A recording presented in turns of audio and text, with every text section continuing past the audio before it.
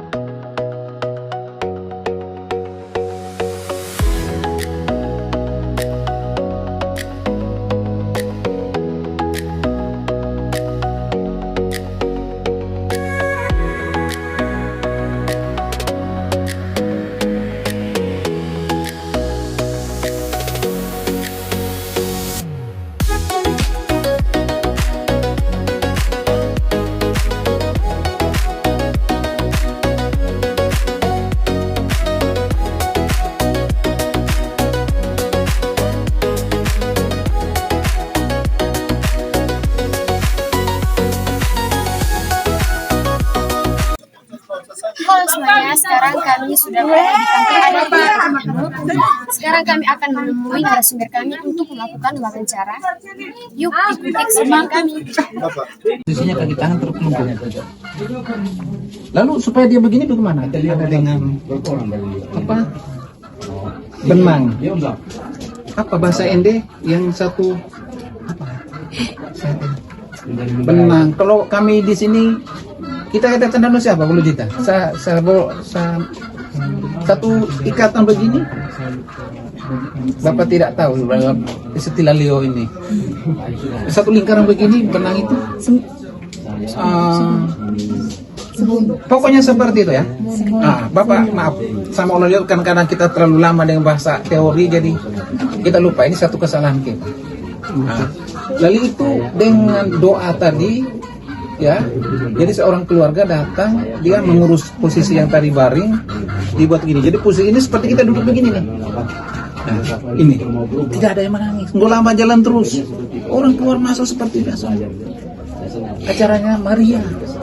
Pertanyaan sebenarnya Bapak jawab walaupun tidak tanya. Satu pertanyaan jawabnya 2 jam. Setelah itu ujungnya dia posisi seperti ini.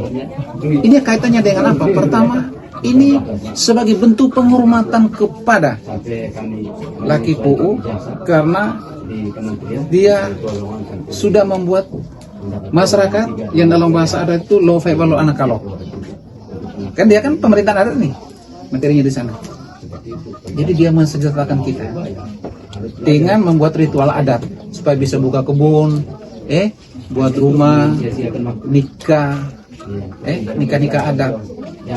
Kami dulu di sini syaratnya kalau nikah, kalau laki-laki belum ada kupu babi, belum ada kebun, baru nikah. Kalau ada hal tertentu kami gak mau. Kalau macam saya mau supaya dapat mama, bapaknya bilang anak aku ini tidak bisa lewat karena banjir. Kalau anak aku, saya berani berarti saya dapat dia. Memang itu syarat. Syarat kedengarannya itu romantis, tetapi ada pesan di balik itu. Seorang laki harus ulet, harus kuat untuk mendapatkan sesuatu. Berjuang kan? Betul ya? Nah, jadi untuk dapat ijazah harus berjuang dapat gelar harus berjuang dan akhirnya hidup bahagia. Jadi setelah dipatahkan itu, dia buka kaki tangan dengan pekian tadi, dia udah posisi begini dulu kan. Jadi ketika orang datang, mana yang meninggal? Yang begini, dulu begini macam kita dulu begini. Ya, begini. Itu posisi dia meninggal dalam waktu tidak lama, paling lama 1 jam. Mas laki datang semua supaya urus dia karena posisi badannya masih lembek itu, supaya mudah kita urus dia membentuk ini, pakai ini, sehingga makin lama kalau sudah dipakai dia jadi tegang. Jadi tegang terus posisi badannya. Setelah itu Lalu keluarga omong dengan Mas Laki semua bahwa kita akan antar dia ke tempat yang terakhir, seperti dikubur. Kuburnya di mana? Di Kanga, pelataran, rumah adat, rumah agung, rumah dewa. Mas Laki duduk. Lalu kalau meninggal yang 4 orang di rumah ini 2, satu rumah sebelah dan satu di sana. Ini Mas Laki Pu'u. Mereka meninggal, kuburnya di situ. Yang membuat kampung ini, membuat masyarakat ini leluhur mereka. Ya, yang lain tidak. Mereka meninggal bagi masyarakat tapi di luar. Yang ini di sini. Lalu bagaimana kaitan dengan dia punya posisi ini waktu kuburnya bagaimana? Kubur yang kita gali itu posisi seperti bentuknya kursi, sehingga kakinya ini jadi tangannya digali kan posisinya begini, yang di bawah supaya di kaki bisa ini, dan ini untuk posisi duduknya menghadap ke matahari dengan pian kebesarannya. Jadi langsung tutup tanah. Pas mayatnya diturunkan, rombongan tadi yang antar itu, Bapak lupa, maaf, waktu setelah mau naik itu ke sana, di depan itu ada penari, satu orang penari dengan selempangnya daerah itu, lalu kemudian diikuti dengan pikul mayat ini, tidak pakai peti, yang kebesaran. Yang penari di depan, yang pikul mayat ini diikuti dengan Mas Laki dia tidak ada yang menangis. Jadi anak-anak ikut lari naik ke sana. Sampai di atas pas masuk itu lepas bapak ini di dalam kuburnya, dia posisi seperti kursi tadi, lubang yang sudah digali itu. Para Mas Laki, saudaranya yang satu lembaga ini balik kanan pulang tanpa ada kata perpisahan. Karena mereka tidak boleh melihat. Saya belum tanya apa kenapa apa itu begitu. Tapi ceritanya yang ini Bapak ceritakan bukan Bapak baca di buku, tapi memang Bapak melihat langsung. Sebentar kalau Bapak omong teori terlalu lama, karena Bapak ini orang budaya, jadi lama, nanti kamu jenuh. Tapi kalau kuliah saya tidak jenuh, karena ada tipsnya. Ya. Setelah selesai pulang, kembali ke sini.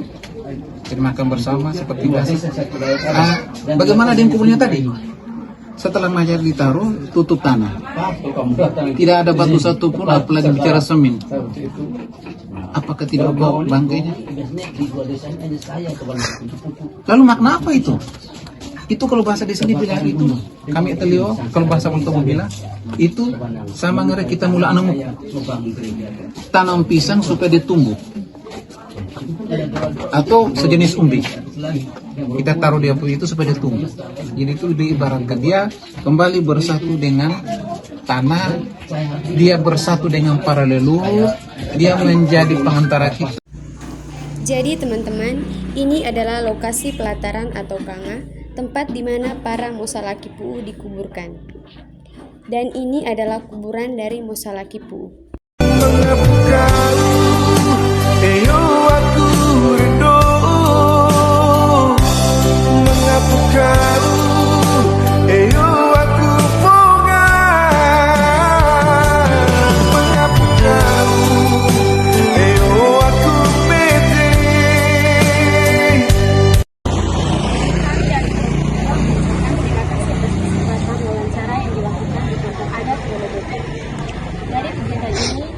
Dapat menambah wawasan bagi kami mengenai pelestarian upacara adat kematian yang ada di sana.